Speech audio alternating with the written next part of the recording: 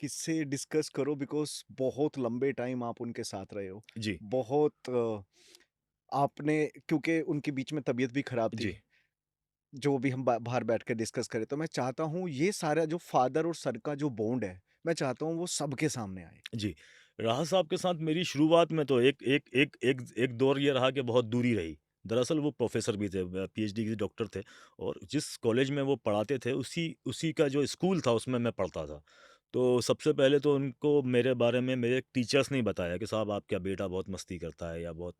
तो मैं थोड़ा-सा घबराया हुआ रहता था राज साहब से। राज साहब कभी छोटे शायर थे, कभी बड़े शायर थे, लेकिन बिज़ी हमेशा हमेशा रहे। हुँ, हमेशा से बिज़ी रहे 80 से लेके उनके इंतकाल तक। तो जब भी वो घर आते थे तो मेरे बारे में उनको कोई शिकायत ही मिलती थी। या तो स्कूल से कोई शिकायत आई है या कॉलोनी से आई है या फिर कुछ भी इस तरह से। तो मैं बचता था उनसे। वो जब घर में होते थे मैं गायब हो जाता था और जब वो सो जाते थे जब मैं घर में एंट्री करता था। अब मैंने फिर जर्नलिज़्म की पढ़ाई की, जर्नलिस्ट बन गया मैं। जर्नलिज़्म के बाद ये हुआ कि एक रात को वो मुशायरों से लौटे 10-11 बजे रात को और वो आराम कर रहे थे। मैं जब तक घर नहीं पहुँचा था। हुँ, मैं रात को 1-2 बजे जब घर पहुँचा तो मेरी मम्मी ने लॉक खोला। उन्होंने कहा कि पापा तुम्हें याद कर रहे हैं और वो तुम इतनी लेट कैसे आ रहे हो? एकदम से राज साहब की आवाज़ अंदर से आ गई कि शानू अंदर आ। मतलब मुझे शानू बोलते थे।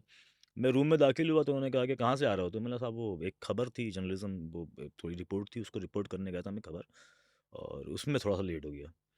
तो उन्होंने कहा कि यार तुम सुबह 10 बजे निकलते हो, रात को 1 बजे 2 बजे आते हो, इतना काम करते हो, इस हिसाब से तुम्हें तनख्वाह तो 4-5 लाख रुपए मिलती होगी। मैंने नहीं साहब 4-5 लाख रुपए तो नहीं मिलती। तो हुँ, बोला यार अभी तक तुमने घर में तो कुछ पैसे दिए नहीं, बल्कि हमसे ही माँगते हो। तो भाई साहब आपको अब काम करने की कोई ज़रूरत नहीं है।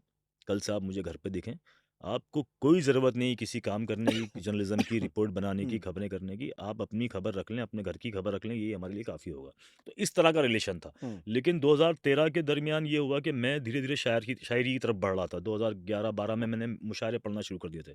राज साहब नहीं चाहते थे कि मुशायरे पढूँ क्योंकि उनको पता था कि मुशायरा मतलब रत जगह, मुशायरा मतलब शराब नोशी, मुशायरा मतलब आवारगी, मुशायरा मतलब अपने घर को छोड़ना।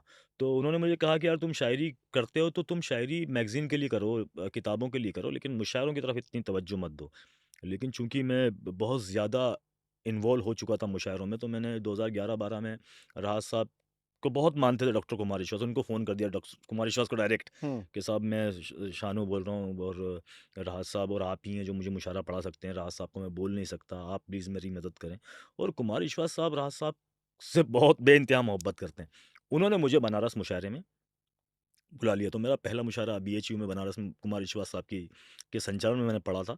और फिर उसके बाद 2013 में डॉक्टर्स ने राहत साहब को कहा कि यार आपकी तबीयत इतनी ख़राब है कि आप अकेले सफ़र ना करें। घर का कोई आदमी आपके साथ होना चाहिए। तो मुझे घरवालों ने मेरी तरफ देखा क्योंकि उनको लगता था कि शायद यही आदमी है जो बहुत ज़्यादा फ्री भी है और इसको राहत साहब के हाँ, साथ लगा देंगे तो थोड़ा सुधर भी जाएगा। हुँ,